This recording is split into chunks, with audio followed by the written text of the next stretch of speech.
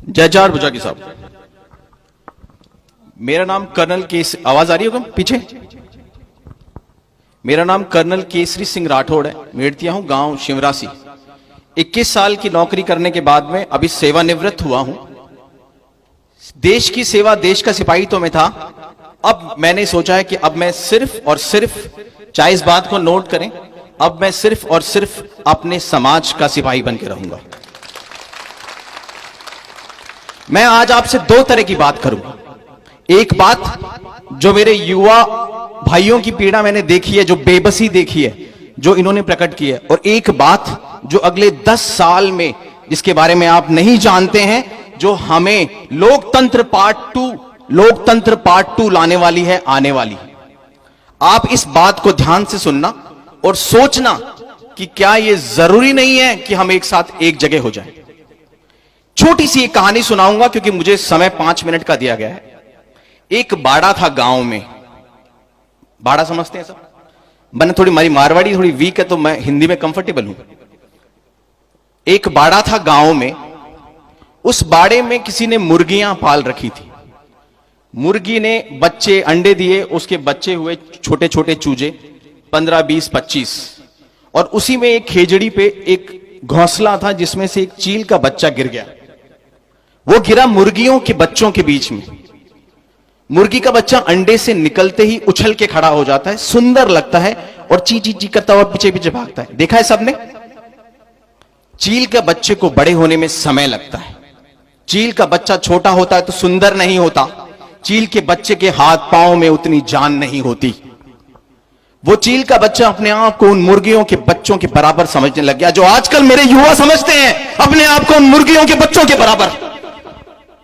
वो चील का बच्चा ये महसूस करने लग गया कि मैं भी मुर्गी हूं, और गई गुजरी मुर्गी हूं, जो उन मुर्गियों के बच्चों के साथ साथ जो उसकी तौहीन करते थे कि देख, तुझसे तो चला भी नहीं जाता, तेरे तो पंख भी नहीं है, तू तो पीछे पीछे घिसट के आ रहा है। ये दुर्दशा मेरे उन युवाओं की है जो अभी मैं देखता हूं। फिर क्या हुआ? समय गुजरता गया, वो चील का बच्चा बड़ा होता गया, पंख आए, मगर मेंटली टूट चुका था वो, जो मकराना में हम टूट चुके हैं। मेंटली टूट चुका था वो। उसको लगता था मैं तो मुर्गी हूं और मैं तो एक अजीब सी मुर्गी हूं। उसे पता नहीं था कि मैं क्या हूं। फिर एक दिन एक चील आई जो उस पेड़ पे बैठी थी, इन्हीं हमारे सरपंचों जैसी, इन्हीं हमारे राजपूत युवाओं जैसी, हमारे कर्नल साहब जोधा जैसी। जिसने पहचाना उसे बोला, अरे भाई, अरे बेटा, तू ये नहीं है जो इनके साथ है, तू अपने आप को पहचान। नहीं पहचान पाया, देखा ही नहीं था कभी उसने। फिर जब उसने उसको समझाया, उड़ के दिखाया और एक हाथ खोल के झापड़ मारना सिखाया, तब उसे समझ में आया वो क्या है। और जिस दिन उस चील के बच्चे ने अपने पंख खोले और एक झपीड़ मारी, तो आप सोच सकते हो उन मुर्गियों के साथ में क्या हुआ। तो मेरे चील के बच्चों, मुर्गियों के बीच पड़ के अपने आप को मुर्गी मत समझने लग जाना। ये जो चीलें उड़ रही है ना छोटी छोटी जगह पे, इनसे शिक्षा लो। अभी समय आ गया, हमें झापड़ मारना है। अब क्या झापड़ मारना है, मैं आपसे वो टेक्निकल बात करूंगा। आज के करीब 70 साल पहले हमें लोकतंत्र का आगाज हुआ और हमारी 2.5 से 3 पीढ़ियां खप गई हैं क्योंकि राज चले गए। और उस समय रिमोट कंट्रोल राजा महाराजाओं के पास था। हम समझते ही नहीं थे कि लोकतंत्र क्या होगा और लोकतंत्र में क्या होगा। आज 70-75 साल के बाद हमने ये पहचाना है कि हमारी ऐसी तैसी हो गई। क्यों हो गई ऐसी तैसी? और वो जो बुद्धिजीवी वर्ग ऊपर बैठा है वो भी पहचान गया है कि 5000 साल से 10,000 साल से, सतयुग, त्रेता, द्वापर, कलयुग से अगर एक वर्ण व्यवस्था बनाई गई थी, अगर एक समाज में क्षत्रिय को स्थान दिया गया था, युद्ध करने की जगह दी गई थी, अगर वो प्रशासन में थे, एडमिनिस्ट्रेशन में थे, अगर आज 70 सालों से उनको उठाया है या हटाया है, तो वो जो भेड़ें थी जिनके आपने गिन लिए और उनको वहां बैठा दिया। भेड़ों की भीड़ ने जब लोकतंत्र पे कब्जा किया, तो आज आप देख रहे हैं क्या हो रहा है। ये जो बच्चे कह रहे हैं, ये हो रहा है। अब मैं आखिरी में 2 मिनट में आपको कुछ सांकेतिक रूप से टेक्निकल बात बताना चाहता हूं। मैं 21 साल की नौकरी करके आया हूं और मैंने देश के करीब हर राज्य में नौकरी की है। और मैं राजनीति और नॉन राजनीतिक बुद्धिजीवियों से, जो आईएएस भी हैं क्षत्रिय समाज के, आईआरएस भी हैं, आईपीएस भी हैं, उनके साथ बैठा हूं। ध्यान देने की बात यह है, मोदी और योगी जो बीजेपी में हैं, उन्होंने इस बात को समझा है कि 45-42 सीटें हैं लोकतंत्र में, लोकसभा में, उसको 750 करने की जरूरत है। यानी कि वो लोकतंत्र का दूसरा पड़ाव, 1.5 गुना लोकतंत्र बढ़ने वाला है।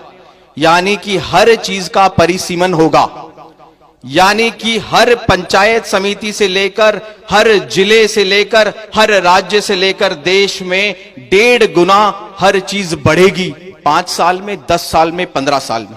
यानी अगर 50% लोकतंत्र तब आया था तो 25% लोकतंत्र अब आएगा।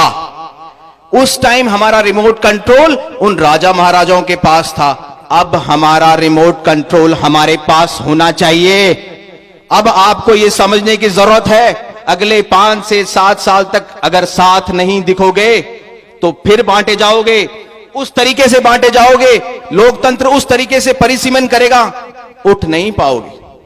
आपसे निवेदन करता हूं, जो आज सरपंच हैं, किसी पद अधिकारी में हैं, किसी लेवल पर बैठे हुए हैं, कि मेरे इन युवाओं के उस भविष्य के लिए, इस परिसीमन के लिए एक साथ अगले 2.5 से 3 साल दिखना जरूरी है।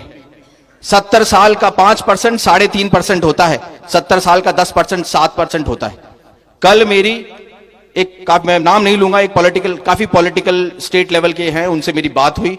उन्होंने कहा, कर्नल साहब विश्वास रखो, अगर साथ भी दिख जाओगे ना राजपूत, क्योंकि राजपूत एक ऐसी शक्ति है जिसको संयोजित करना आसान है, उसका आप नेतृत्व करना बहुत मुश्किल है।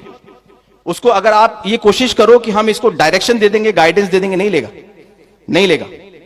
उन्होंने कहा 3.5 साल से और 7 साल में जिनको आप प्रतिद्वंद्वी कह रहे हैं ना, वो अभी 8 है ना, 8, अगली बार 5 या 4 और उसके बाद सीधे 0, उसके बीच में नहीं रुकना है। इसलिए मैं आपसे निवेदन करूंगा, 1 अंदर देखो, 2 अपने चील के बच्चे जो मुर्गियों के बीच हैं उनको शक्ति दो, जरूरी है, आप लोग दे सकते हैं। 3 अपने बच्चों को बताओ, वो लोकतंत्र आके चला गया, अगले 5 साल में आपको पता भी नहीं लगेगा, कागजों में आएगा, नीतियों में आएगा, और 542 की 750 सीटें हो जाएंगी, 15 जिलों से 30 जिले हो गए, आप सिर्फ ये मीटिंगें करते रह जाएंगे।